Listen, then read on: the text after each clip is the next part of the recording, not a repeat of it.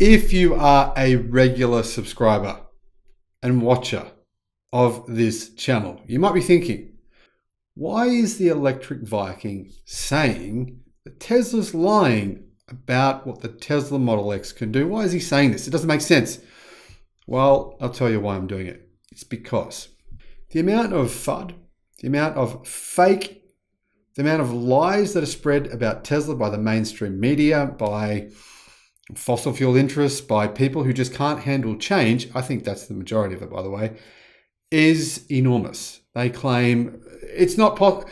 Before the Tesla Model S Plaid came to market, there was videos all over YouTube saying it was impossible that the Tesla Model S Plaid could do what it actually does. There was even people on these so-called science channels claiming Tesla was lying because it couldn't possibly achieve the performance figures that it is being proven to achieve. And ever since then, the false information just continues. I want to make the point here.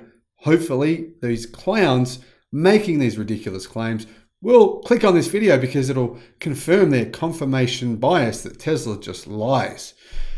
And then they'll find out that actually, the truth is not quite what they think. Hello, my friends. Welcome to the Electric Viking. My name is Sam Evans. I'm coming to you here from Melbourne, Australia. Tesla did lie about the Tesla Model X in two different ways.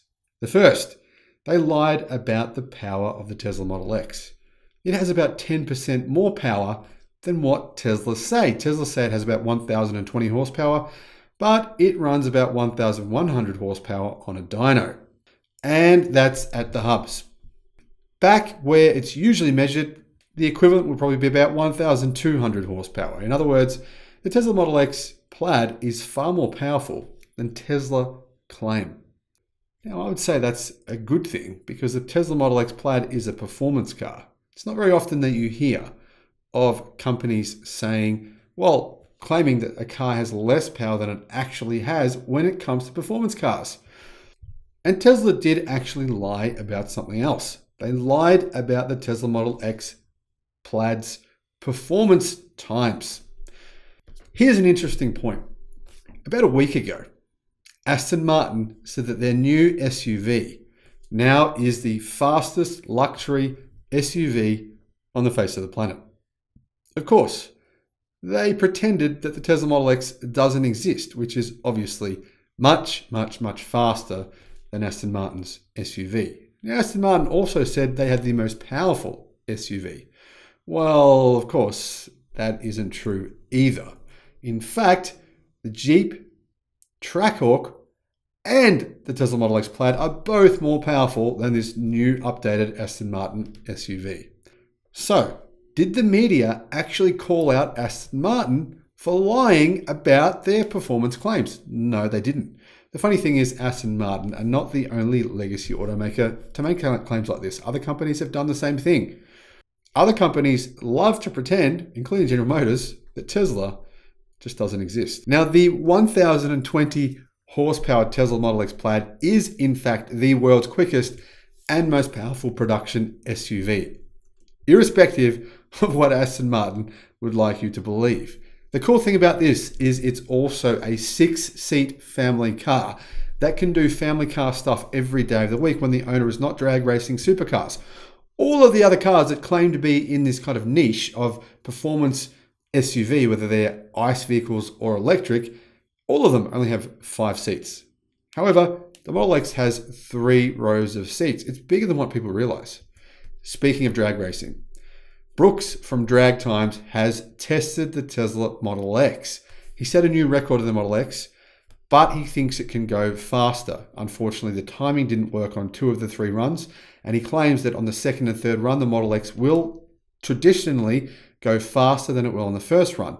However, the Model X actually easily beat Tesla's claims. So has the media, the global mainstream media, which often says Tesla can't do this, Tesla said this and they didn't do that, have they actually pointed this out? No, none of them have. In fact, this hasn't been reported on by any mainstream media across the entire planet. I Googled it. I spent an hour trying to find this information. no one in the mainstream media has pointed out the fact that Tesla's Model X Plaid, in fact, doesn't just do what Tesla says it does, it's significantly better. Before taking it to the drag strip, Brooks tested his Model X Plaid on the street. He set a quarter-mile time of 9.8 seconds on the street. That is insane. That's way faster than a Porsche 911 Turbo, which is a proper performance car, not a big SUV. Now, in the first run, Brooks from Drag Times, by the way, I'll put a link in the description below to his channel. You should check out his channel. It's quite fun, and he's a pretty cool guy. He's fun to watch. By the way, he has an awesome monologue in his video of when he tests the Model X SUV where he's mocking Aston Martin for their ridiculous claims. You should check that out as well. Anyway, in his first test, he did a 9.75 quarter mile.